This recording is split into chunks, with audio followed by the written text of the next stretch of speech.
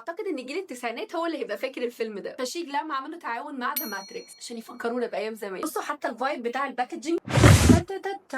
انا عارفه ان انتوا مستغربين من المعلقه، بس المعلقه دي ليها حكايه. في مشهد لبطل الفيلم وهو رايح يزور زي عرافه كده، كان عندها طفل، الطفل ده بيتني المعلقه من غير ما يلمسها. حركات. تعالوا بقى نشوف الحاجات اللي جوه. اول حاجه باليت الاي شادو دي، ودي الالوان بتاعتها.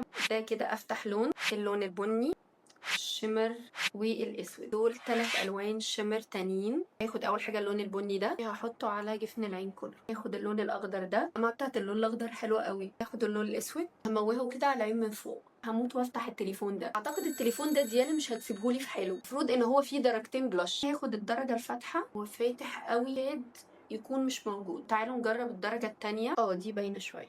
تعالوا نشوف العلبه دي فيها ايه. شكلها كده ومن جواها هايلايتر.